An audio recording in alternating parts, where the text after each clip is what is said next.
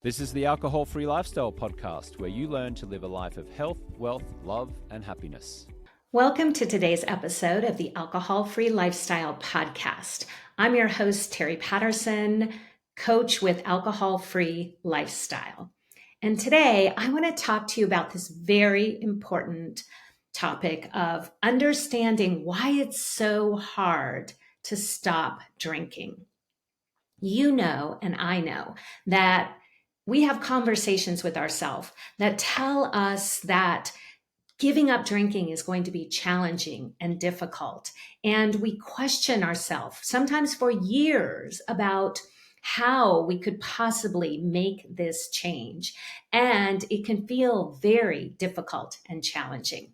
And today, I want to talk to you about the neuroscience behind why it sometimes feels impossible to change our drinking habits and to let go of alcohol and live the lifestyle that we desire. And let's start with this idea of negativity bias. So, if you have ever found yourself going into a rumination mode, down that rabbit hole where you're thinking about not drinking and you're focusing on all of the reasons that it will be hard or challenging or impossible. You're thinking about all of the ways that other people will challenge you and make it difficult. I want to tell you and let yourself off the hook, because actually your brain is doing what it's designed to do. All humans have what we refer to as a negativity bias. And this means that we're hardwired to focus on things that are more negative. In fact, neuroscientists have discovered that we get more of a mental charge. Our brain lights up. Our prefrontal cortex gets very excited when we're have input of negative stimuli. And so this means that the way we were designed as humans was to be hyper focused on the negative. And so if you, like many of us, have this sense that it's going to be really hard and challenging to change your relationship with alcohol, you come by this honestly, because in the days of our ancestors, if we go back, the way that we were designed as humans to survive as a species was to pay attention to the danger and the negative stimuli in our environment. And this served us very well when we were running away from woolly mammoths or saber-toothed tigers, and we had to scan our environment and prepare for danger. And so our brain is designed to get very alerted when we have this negative stimuli. And so this means that anytime things feel dangerous or threatening, our brain is going to try to protect us by helping us focus on the negative stimuli. And so when it comes to changing our relationship with alcohol, it can look like just the self-talk of not wanting to go out into the world and show up as a non-drinker. It can look like our brain telling us, well, if you go to that party, it's going to be very awkward not to drink. You're going to feel left out. You're going to have a challenging time with the people at the party. People are going to question you about why you're not drinking. This sounds terrible. Don't do it. And so, because we're also wired for seek pleasure, avoid pain, anything that feels dangerous or threatening or painful, we want to resist. So again, if you are in this battle with yourself around your relationship with alcohol and it feels challenging, this is normal.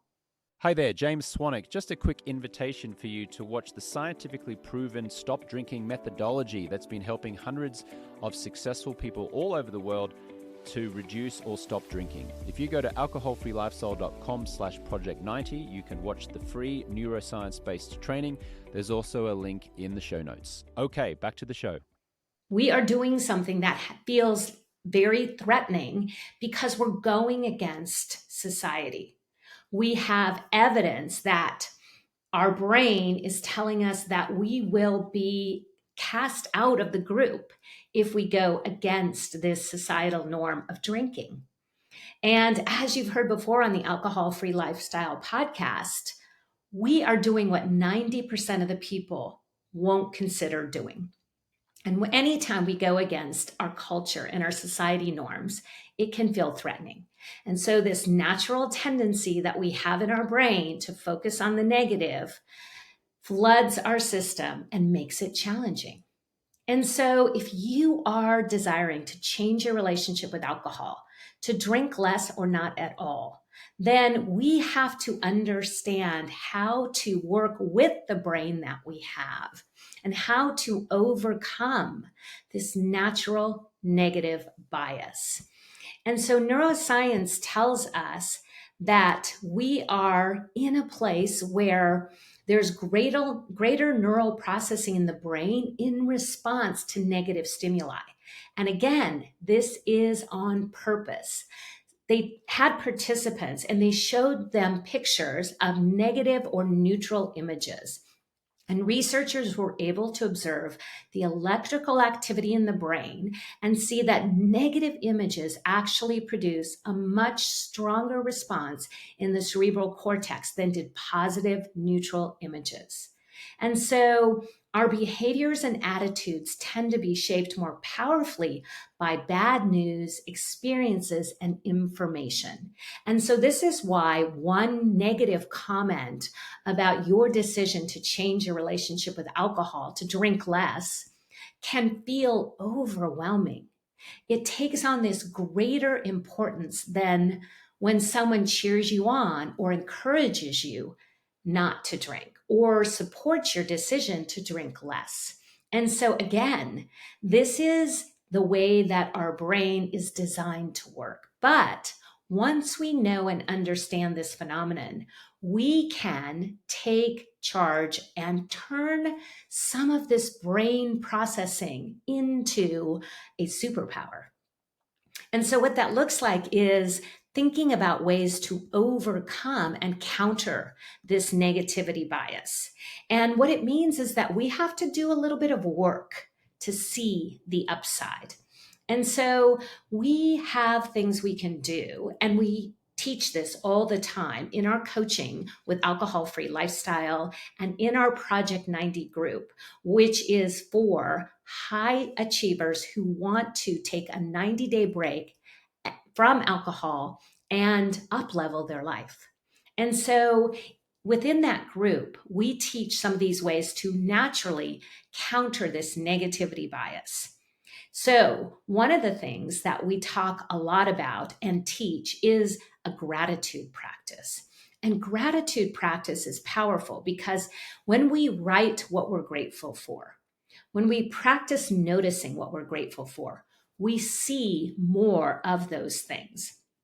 And there's a 3-to-1 rule that neuroscientists have discovered when it comes to negativity bias. And what that means is that we need 3 incidences of positive stimuli in order to overcome 1 negative incident. And so with gratitude, we are training our brain to look for all of the good.